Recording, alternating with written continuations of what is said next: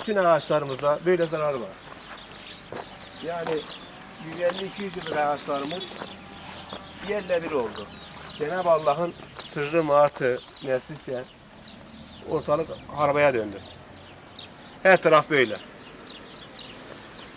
Bu yol 3 kilometre abi Mustafa abi. 3 kilometre boyunca görülen manzara bu.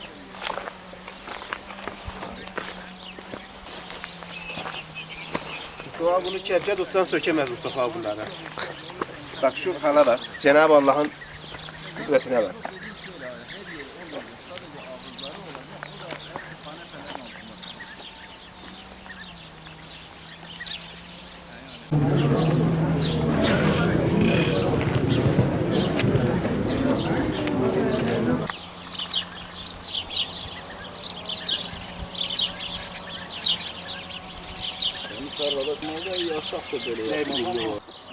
En büyük çubuğu, fıstık ağacı çubuğu bu kadar kalmış. Doğramış ya.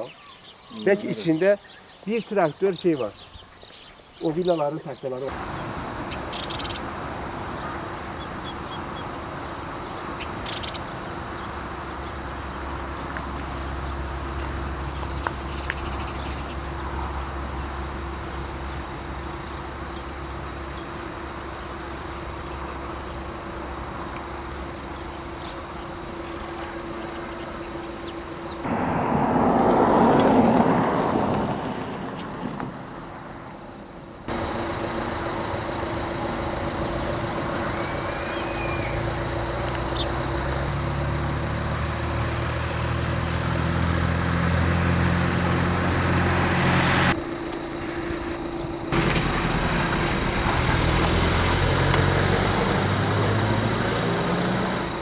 Öncelikle çiftçilerimize sizlerin vasıtasıyla geçmiş olsun. Allah bir daha böyle bir felaket vermesin. Biz tabii ki gezdik. Oğuzeli'nde işte Şehit Kamil'de bizim 3 köyümüz var. Oğuzeli'nde var, Nizip'te var, Gargamış'ta var. Araban ilçelerimizde bayağı bir sıkıntı var. Şu anda Bedirkent mahallesindeyiz. Hasar şöyle, hortum gelir. Oğuzeli'nden başlayıp o hortum dediğimiz böyle bir kat sürük gelik. Hele ki dar olarak gelik. Yani geniş alanı almayık. O geniş alanın bir kısmında işte tolu da. O ağaçları kökünden sökülen yer o hortum sökük yani.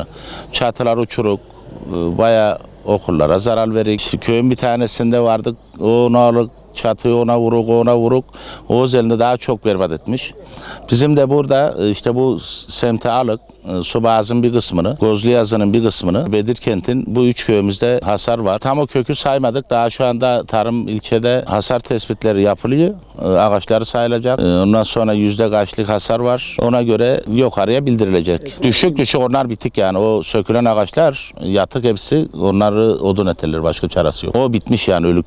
Demir direkler sökülük. Elektrik direkleri ergilik yani. Bayağı büyük bir afat oluk. O hortum olan yerde. Daha bunu ben bu yaşa geldik görmedik. Bizim Türkiye Ziraat Odaları Genel Başkanımız rapor bekliyor bizden. Dün oda başkanımızdan toplandık. Oraya da bildirdik. İnşallah çiftçilerimizin işte şu hasar tespiti meydana çıkar. Zararlıklarını karşılamak için yetkililerimiz de çalışıyorlar sağ olsunlar.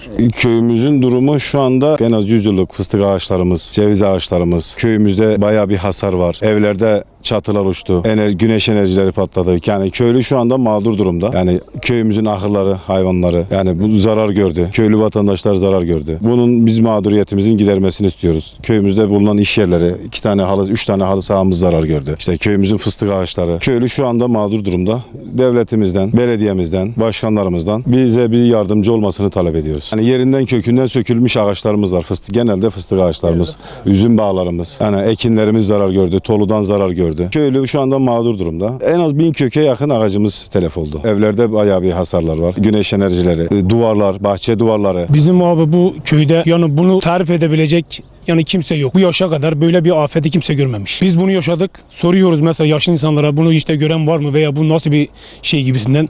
Bilen yok, gören yok bunu yani. Daha ilk kez bunu biz yaşadık. Öyle bir şeydi ki yani depremde bunu bir yaşadık. Depremin ikisi diyebiliriz yani. O şekildeydi. İnanılmaz bir şey. Yani tarifi de zor. Çocuklar korktu. Biz ürperdik. Yani artık evimizin sökülebileceğini korktuk yani. O şekilde geldi yani. Öyle bir güçlü bir şeydi ki bizi heder etti. Mesela bana ait olan mesela 100 ağacım, zeytin bahçem heder olmuş. Bunların fotoğrafları var, videoları var. Bana ait mesela diyelim ki fıstık ağacım 10 tanesi devrilmiş mesela. Ceviz ağaçlarım ile. Bunlar hep devrilmiş yani. Bunlar babamdan kaldı bana. Ondan da babasından kalmış bu fıstık ağaçları bak. Bunlar devrilmiş ağaçlar yani. Bu ağaçlar yani 100 sene 200 sene desek az yani bunlar yani. Yani biz burada çok mağduruz. Şu karşıdaki gördüğünüz bak şu çam ağaçları komple sıralı bir çam ağaçları vardı bak. Onların hepsi yerden bir oldu bak. Sıralıydı bunlar. Komple sıralı çam ağaçlarıydı. Ya bunu insan gücü yapabilir mi? Şu direklerimizi görüyorsunuz bak. En aç hemen şu direklerimizi görüyorsunuz.